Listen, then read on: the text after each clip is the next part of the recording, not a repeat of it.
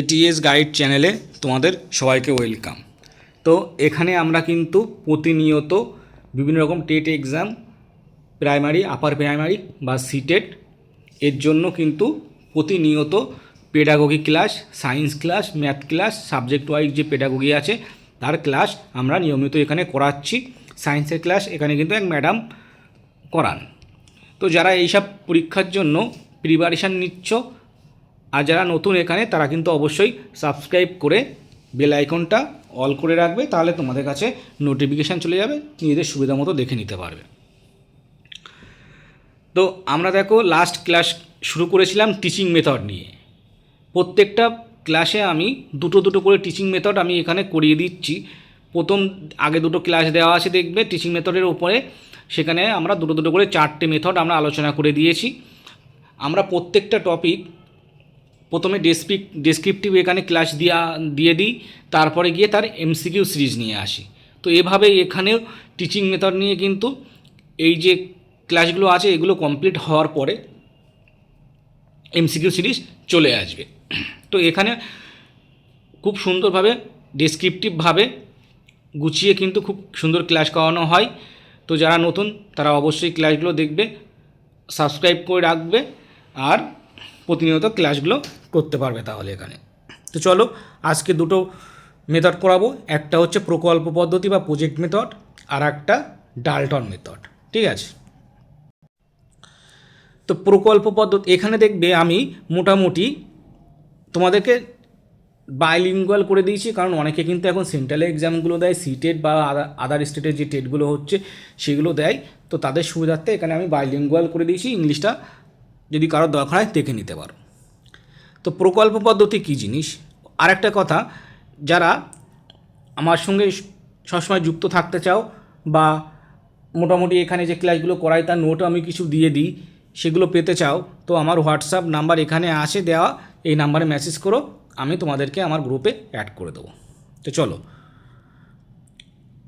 প্রকল্প পদ্ধতি কি, এখানে শিশুকে কোনো একটা কাজ দেওয়া হয় আর সেই কাজটা কি করে শিশু দলগতভাবে বা একসঙ্গে কি করে, যে বাস্তব জীবনের সঙ্গে সেই কাজ বা প্রকল্পটি কি করে রিলেট করে সেই কাজটা করে। তো এটাকেই কিন্তু প্রকল্প পদ্ধতি বলা হয়। কী বলছে প্রকল্প পদ্ধতি, এটি একটি শিক্ষণ পদ্ধতি যেখানে শিক্ষার্থীরা বাস্তব জীবনের কাজ বা প্রকল্পের মাধ্যমে সক্রিয়ভাবে অংশগ্রহণ করে শেখে। যেহেতু এটা হাতে কলমে শেখে কাজের মাধ্যমে, তো এতে শিক্ষার্থীর আগ্রহ বাড়ে, একটু হয়তো সময় সাপেক্ষ হয়, কিন্তু শিক্ষার্থীরা যেহেতু হাতে কলমে নিজের সক্রিয় অংশগ্রহণের মাধ্যমে শিখছে, তো এটা কিন্তু শিশুর সব ভালো মনে থাকে আর সহজে বুঝতে পারে। আর এখানে কিন্তু শিক্ষার্থী সবসময় মেন ভূমিকা পালন করে, অ্যাক্টিভ রোল প্লে করে, আর শিক্ষক কিন্তু এখানে প্যাসিভ রোল প্লে করে। এটা একটি শিক্ষার্থী কেন্দ্রিক শিক্ষণ পদ্ধতি। এখানে শিক্ষকের কাজ শিক্ষার্থীকে হেল্প করা, ঠিক আছে। তো তারপর চলো এই পদ্ধতির বৈশিষ্ট্যগুলি কি কি। প্রথম হচ্ছে এটা একটা শিক্ষার্থী কেন্দ্রিক পদ্ধতি, বলে দিলাম, কাজের মাধ্যমে শেখা, যে আমি ডেফিনেশনটাই সেভাবে দিয়েছি যার মধ্যে এগুলো কিন্তু আমি বলেই দিয়েছি। তারপরে কি, বাস্তব জীবনের অভিজ্ঞতার উপর ভিত্তি করে শেখে, ঠিক আছে। আর উদ্দেশ্যমূলক কাজগুলো, কোনো একটা উদ্দেশ্য নিয়েই কিন্তু সেই কাজটা করানো হয়, বা যে বিষয়টা শেখানো হবে সেটা কি উদ্দেশ্যে শেখানো হবে সেটাই কিন্তু আগে শিক্ষার্থীকে একটা আইডিয়া দিয়ে দেওয়া হয়। উদ্দেশ্য যদি নির্দিষ্ট থাকে তাহলে কিন্তু কাজটা করতে আগ্রহ থাকে বা কাজটা সঠিকভাবে সম্পন্ন হয়, ঠিক আছে। নেক্সট, তারপরে হচ্ছে দলগত সহযোগিতা। আমি বলেই দিয়েছিলাম ডেফিনেশানে, যেটা এটা কিন্তু দলগতভাবে কাজটা করা হয়, তো একে অপরকে কিন্তু সহযোগিতা করতে পারবে। নেক্সট, এবার ধাপ সমূহ, কী কী ধাপ আছে। প্রকল্প নির্বাচন, মানে প্রথমে তোমাকে প্রকল্পটা নির্বাচন করতে হবে, কিভাবে কাজটা করা হবে, ঠিক আছে, বা কোন কাজটা করা হবে। নেক্সট, তারপরে কি হচ্ছে, যে প্রকল্পটা নির্বাচন হয়ে গেল সেই প্রকল্পটা কিভাবে করা হবে বা সেই কাজটা কিভাবে করা হবে তার পরিকল্পনা করা হবে। আর পরিকল্পনা যখন করা হয়ে গেল যে আমরা কাজটা কিভাবে করব, সেই পরিকল্পনা যখন করানো হয়ে গেল, তারপরে আমরা কি করব, কাজটা করে ফেলবো বা তার বাস্তবে রূপ দেব, ঠিক আছে। নেক্সট, তাহলে কাজটা করা হয়ে গেলে সেটার মূল্যায়ন করতে হবে, তারপরে গিয়ে সেটাকে রেকর্ড করে রাখতে হবে বা নথিভুক্ত করতে হবে, ঠিক আছে। তাহলে এই ধাপগুলো মনে রাখতে হয়। পরীক্ষায় কিন্তু ধাপগুলো দিয়ে দেয় বা পরপর 3টে ধাপ দিল, বলে দিল পরের ধাপটা কী, সেটা একটা শূন্যস্থান দিয়ে 4টে অপশান দিয়ে দিল। তো এইগুলো ধাপগুলো পরপর মনে রাখতে হবে। নেক্সট, প্রকল্প পদ্ধতির প্রকারভেদ। একটা হচ্ছে কনস্ট্রাকটিভ প্রজেক্ট বা নির্মাণমূলক প্রকল্প, আরেকটা শিক্ষামূলক বা আর্টিস্টিক প্রজেক্ট, আরেকটা হচ্ছে সমস্যা সমাধানমূলক প্রকল্প, ঠিক আছে। আর একটা আছে দলগত প্রকল্প। তাহলে আমরা প্রকল্পের কটা প্রকারভেদ পেলাম? 4টে। একটা নির্মাণমূলক, শিল্পমূলক, সমস্যা সমাধানমূলক, আর একটা হচ্ছে কি দলগত বা একসঙ্গে গ্রুপ প্রজেক্ট। নেক্সট, এই যে প্রকল্প, আমরা প্রত্যেকটা প্রকল্পের কিন্তু অ্যাডভান্টেজ আর ডিসঅ্যাডভান্টেজ দেখতে পেয়েছি। তাহলে এটারও কিন্তু অ্যাডভান্টেজ আর ডিসঅ্যাডভান্টেজ আছে। তো কি হচ্ছে অ্যাডভান্টেজ? সৃজনশীল ও আত্মবিশ্বাস বৃদ্ধি করে। যেহেতু শিক্ষার্থীরা নিজেরা হাতে কলমে কাজটা করছে, তো এটা একটা ক্রিয়েটিভ কাজ, ঠিক আছে। আর নিজের যদি কোনো কাজ নিজের থেকেই করতে পারে, তাহলে কিন্তু আত্মবিশ্বাসও বৃদ্ধি পায়। দলগত কাজের অভ্যাস গড়ে তোলে, যেহেতু একসঙ্গে সবাই দলগতভাবে কাজটা করছে। শিক্ষাকে আকর্ষণীয় করে তোলে, আর সমস্যা সমাধানের দক্ষতা বাড়ায়। এইগুলো গেল অ্যাডভান্টেজ। আর ডিসঅ্যাডভান্টেজ কি? সময় সাপেক্ষ। কারণ দেখো, এটা কিন্তু সবসময় মনে রাখতে ছোটো ক্লাসে প্রযোজ্য হবে, বড় ক্লাসে যে হিউজ সিলেবাসের ক্ষেত্রে এটা প্রযোজ্য হবে না, কারণ এটা সময় সাপেক্ষ। কোনো একটা কাজ যদি হাতে কলমে করতে হয়, তাহলে এটা অনেক সময় সাপেক্ষ। দেখা যাচ্ছে তুমি একটা বাচ্চাকে বোঝাবে যে একটা বীজ থেকে কীভাবে চারা গাছ উৎপন্ন হয়, সেটা কিন্তু একদিনে শেষ হবে না। বাচ্চাকে বলতে প্রথমে একদিন হয়তো দেখা যাচ্ছে বীজ এনে মাটিতে বীজটাকে একটা টবে করে রেখে বীজটাকে রোপণ করে দেওয়া হলো, তার 2 দিন পরে গিয়ে আবার খেয়াল করা হলো ওর থেকে অঙ্কুরোদ্গম হয়েছে কি না, ঠিক আছে। এইভাবে সেটা সময় সাপেক্ষ হয়ে যায়। এক একটা কাজ কিন্তু এক এক রকমভাবে এক সময় নিয়ে কিন্তু করা হবে, ঠিক আছে। একটা ক্লাসে যদি তোমাকে অঙ্কুরোদ্গম বোঝানো হয়, তাহলে অঙ্কুরোদ্গম কীভাবে হয় সেটা বোঝাতে হয়তো স্যারের টাইম লাগে 4 থেকে 5 মিনিটের মধ্যে সে বুঝিয়ে দিতে পারবে, ঠিক আছে। কিন্তু এটা যদি হাতের সাহায্যে মানে হাতে কলমে করতে হয়, অ্যাক্টিভিটির সাহায্যে করতে হয়, তাহলে কিন্তু এটা প্রচুর টাইম লেগে যায়। এই একটু আগে বলে দিলাম, বড় ক্লাসের প্রয়োগ কঠিন, সঠিক নির্দেশদান প্রয়োজন। কারণ সঠিকভাবে যদি বাচ্চাদেরকে নির্দেশদান বা গুছিয়ে না বলা হয় যে এই প্রজেক্টটা বা কীভাবে করতে হবে, তাহলে কিন্তু বাচ্চা সেটা ঠিকঠাকভাবে করতে পারবে না।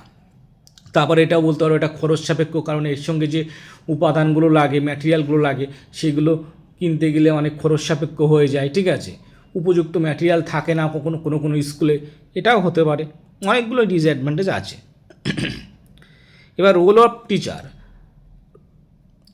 কিন্তু সবসময় এখানে কি সাহায্যকারীর ভূমিকা পালন করবে। কিভাবে কাজটা করতে হবে সেটা প্রথমে বলে দেবে, তারপরে তাকে বাচ্চাদেরকে হেল্প করবে।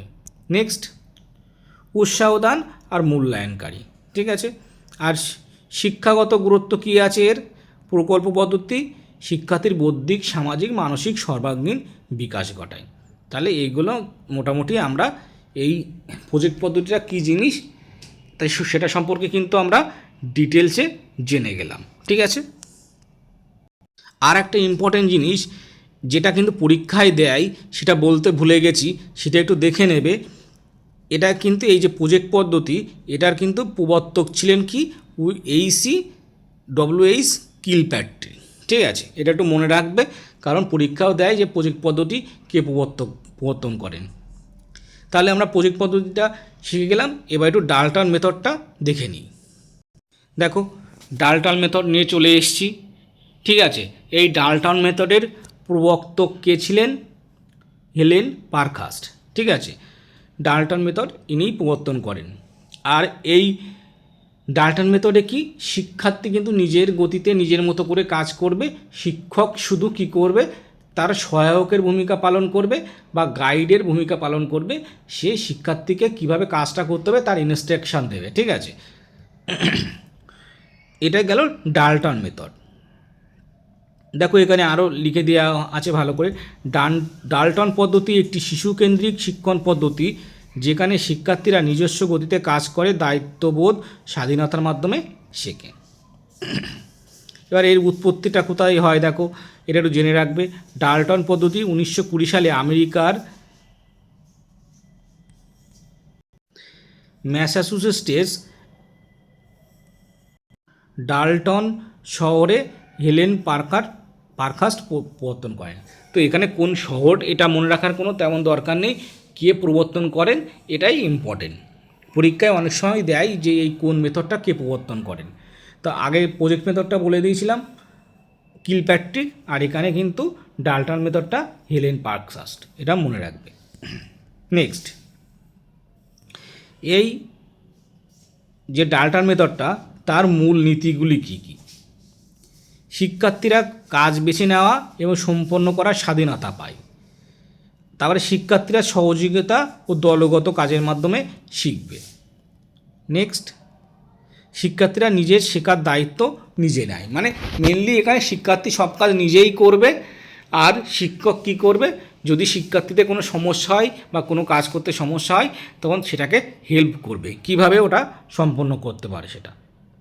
এর বৈশিষ্ট্যগুলো কী কী? ব্যক্তিগত অ্যাসাইনমেন্ট পদ্ধতি, নিজস্ব গতিতে শেখা, শিক্ষক গাইড বা সহায়ক হিসাবে কাজ করবে, বিষয়ভিত্তিক ল্যাব বা কক্ষ থাকতে হবে, কক্ষে কাজগুলো করা হবে, কাজ ও অভিজ্ঞতার উপর গুরুত্ব দেওয়া হবে, ঠিক আছে। এবার ধাপ, এই পদ্ধতির ধাপগুলো কি? প্রথমে কাজটাকে নির্ধারণ করতে হবে, যে কাজটা করতে হবে সেটাকে কিন্তু নির্ধারণ করতে হবে। তারপরে একইভাবে ওই যেমন দেখবে প্রকল্প পদ্ধতি ছিল সেটাতে যেমন ছিল সে তেমন, প্রথমে কাজটাকে নির্ধারণ করলো, তারপরে সেই কাজটা কীভাবে সম্পন্ন করা হবে সেটা পরিকল্পনা করা হলো, ঠিক আছে। ওখানে তারপরে ছিল কি বাস্তব রূপদান করতে হবে, আর এখানে বলছি স্বাধীনভাবে কাজ করতে দিতে হবে পরিকল্পনা করার পরে। শিক্ষক কী করবে, সহায়তা করবে, আর তারপরে গিয়ে কাজটা হয়ে গেলে মূল্যায়ন করবে কাজটা কতভাবে সঠিকভাবে করা হলো বা কী কাজটা কতটা ঠিকঠাক হলো। নেক্সট, শিক্ষকের ভূমিকা কি বলেই দেওয়া আছে। শিক্ষক এখানে গাইড, তত্ত্বাবধায়ক, প্রেরণাদাতা হিসাবে কাজ করবে। নেক্সট, শিক্ষার্থীর ভূমিকা কি? শিক্ষার্থী সক্রিয়ভাবে অংশগ্রহণ করবে, নিজের গতিতে শিখবে, ঠিক আছে। অ্যাডভান্টেজ, এরও অ্যাডভান্টেজ আছে। শিক্ষার্থীদের কি করবে, আত্মবিশ্বাস বাড়াবে। ইংলিশটা দেখে নিতে পারো, আমি কিন্তু বায়োলিঙ্গুয়াল করে দিয়েছি, তো ইংলিশটাও দেখে নিতে পারো। যাদের নোটের সব নোট আমি দিতে পারছি না, কিছু কিছু নোট কিন্তু তোমাদের দিয়ে দিচ্ছি। তো মোটামুটি আমার সঙ্গে টাচে থাকতে চাইলে আমার হোয়াটসঅ্যাপ নাম্বারে মেসেজ করো, আমি তোমাদেরকে গ্রুপে অ্যাড করে দেবো। তারপর স্বনির্ভর ও শিখতে উৎসাহিত করে, সময় ও ব্যবস্থাপনা উন্নত করে, আর সৃজনশীলতা বৃদ্ধি করে। তাহলে এটা গেল এর অ্যাডভান্টেজ। এবার ডিসঅ্যাডভান্টেজ কী কী আছে দেখে নিই একটু। অসুবিধা,